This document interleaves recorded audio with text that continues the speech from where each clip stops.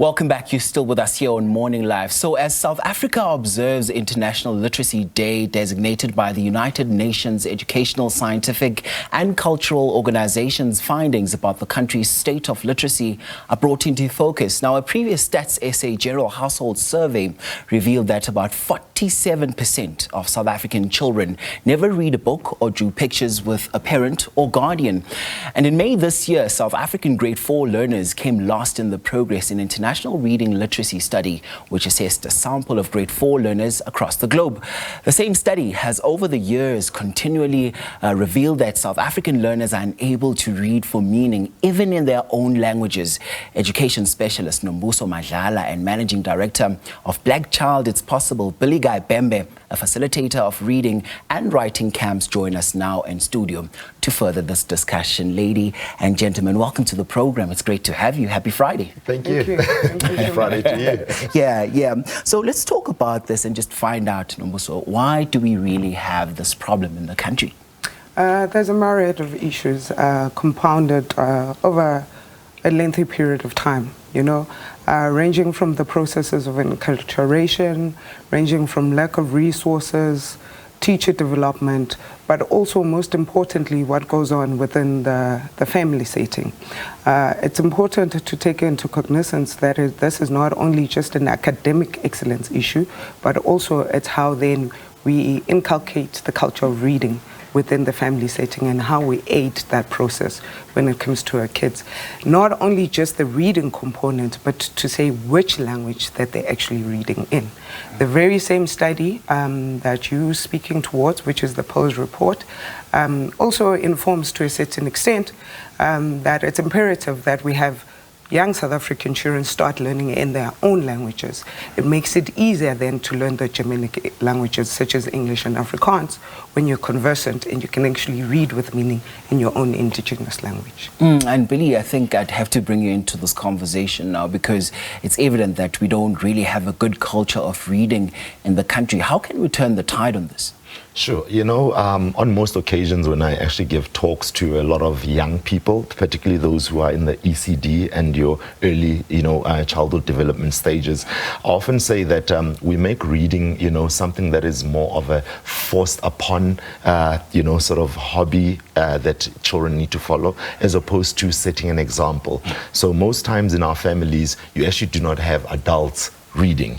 So we're trying to get a solution the other way around. Where we should be concentrating is perhaps also pay focus to adults who maybe have not gone through the reading process themselves. Because remember, children do not listen to what we say, they actually watch what we do. So when a father comes back home, back in the day there would be the typical newspaper setting, whether ubabu petty newspaper for the sake of looking like ubuye emsebenzini or for the sake of consuming the content that's in there. That actually spurred a lot of us to go to the newspaper after Baba Aqeda. That's an example when one is reading. Number two, currently we are faced with a generation that is very much on the social, space. That in itself, is a good spot to actually read. The only difference is that most of us don't actually select good content to read. We simply are reading umgosi, we are simply reading what is currently trending, but we're not reading for meaning. Now, where reading for meaning starts also is storytelling. I often say that to entice young people in this current generation, we need to go back to things that worked back in the day. Tina Bokoko used to actually tell us stories, and those stories almost inspired you to find out, where did they get the story? And that is where you seek out knowledge. So the culture, as Nombuso says, at home, that's where it first starts. Before we even go to school, community, at home. Children need to see living examples of people picking up reading material and seeing that as something that is progressive. Yeah, and Nombuso, speaking of our households, here's the thing that children from more affluent households start reading at a very young age, and that speaks to the inequality that we see in this day and age. Let's speak to who should really be leading the process of children starting to read at an early age. It starts within the household because that's where actually the child comes from. And we beg to differ also just slightly so when we look at academic excellence. It's not mainly children from affluent households that read. They read and they sound better, but they're not reading with meaning. And that's the key imperative here, is to read, to be able to understand, relate, and then interpret what you've actually read. So most of the time you also find that they've read, but they're just regurgitating word for word of what they read. There's no so much of a comprehensive understanding and interpretation of the subject matter that they've actually come across with. So it's actually a problem that comes across all boards. And another issue from children from affluent households is that they're reading in English. So they've automatically skipped their indigenous language, went straight into English. So they're actually facing a double-edged sword compared to the ones that I would actually then start and have the opportunity to learn at least isiZulu from grade 1 up until grade 2 and so forth, and have that exposure. Because another thing with reading that has a very important element when it comes to the neuroplasticity is that you can't be monolingual. It's very important to be bilingual. And when you start reading from a very early age, or when you start reading in your own language, African languages from a phonetical perspective are more transparent, like I said, compared to the Germanic languages. So once you've learned your own language, the transition then within the schooling sector, particularly in grade 4, becomes easier for you then to transition from your indigenous language straight into English and Afrikaans.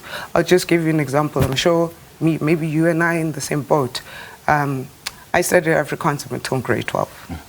I passed it very well. I can't speak it.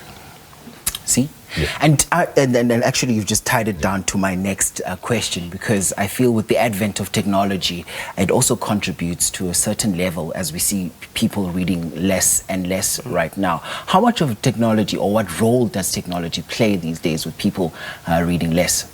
Technology plays a very important role, and this is where we must also decipher our usage of technology and how we can actually use technology as a tool to aid the process of reading. We have automatically taken technology to sort of replace the reading culture and then adopted a certain lifestyle. Hence then our reading becomes limited. The amount of pages or the paragraphs or so forth that you read, even what you pay attention to, then becomes limited. But that is more of our usage from a cultural and lifestyle perspective. In essence, when you look at technology, it aids the process of reading, from audiobooks and so forth, making it very accessible to have reading material on hand, easily accessible, less expensive also, and also to be acquainted with a myriad of subjects. Because it's only through the reading process, it's not only about academic excellence, but you can travel with reading, you can resolve issues with reading, you can deal with your emotions with reading. Reading is so important that it's not only to ensure that children read with comprehension, but it's also important in the therapy sector, it's important in psychology, it's important in the arts, it's important in research, because it's the key core of having to exist right now in the space that we find ourselves in as a humankind. So it's the one key thing that everyone must be able to do optimally. And Billy, how does reading impact on these children's career choices at a later stage as they proceed to senior classes? Sure. A lot of them, in fact, it takes away the confidence factor because we see it from just, a lot of us when we're back in school, that whole stand up in front of the class and read a paragraph, and then etc. It deals a lot with the confidence, because most of the times some children, it may not, and perhaps Nombuso will agree on this, it may not also be an understanding or comprehension issue. It may also relate to umuntu mhlambe, like Nombuso wears glasses, a child agaboni. I don't know if you're with me, and that's why reading can become a problem. But in our case, we often say, Uti, build up a child's confidence. You know how back in the day would say, Uti Pagama, if you loved acting, acting, you loved singing. Phakama in front of the family and perhaps sing something for us. Why don't we go back also in our homes to having sessions where we replace iskhathi se-TV. We say, instead of e-TV, there are books that we've selected as a family to sit down and go through, so that usbanban iteni yakhe ukuthi asicocele or tell us what that book is all about. That will encourage that young person to go and read that. But here's a second thing. You're wearing a rugby t-shirt where the World Cup is starting today. We're a very sporting country, and sport goes hand in hand with being a competing country. How about also bringing competitions that also speak to such? If we are so competitive in nature and we also set up reading, writing competitions, incentives go a long way also in encouraging young people to perhaps begin to see the value in reading. And that would subsequently also have an impact on their employability at a later stage. I mean, looking at the unemployment rate in the country sitting at 70% with young people, right? Sure. Now, that part actually is the one that I think most takes away, the joy out of all of us who are trying to make sure that young people read. Here's the example Nombuso made, that reading can open so many doors to you.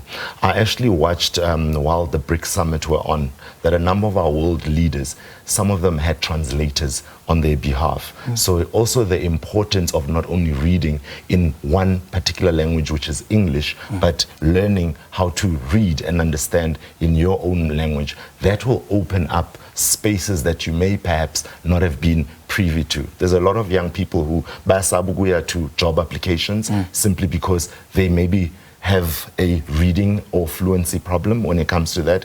Others don't even take the time to look at, in the social media space, adverts that have been put out as opportunities for young people, because that also details a lot of reading, So we are more inclined to look at visuals, we are more inclined to look at things that are more of a, I would call, ubumnandi, as opposed to things that can progress us forward. And the lack of, or the inability to read or understand sometimes limits that.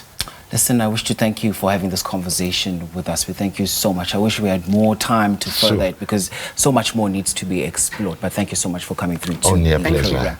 And of course, that's education specialist Nombuso Madlala and Black Child It's Possible MD Bhembe, the literacy, importance of literacy and the culture of reading and writing in South Africa. This is as the country joins in commemorating International Literacy Day. Let's take a quick break. We're back with you straight after this. You're watching Morning Live.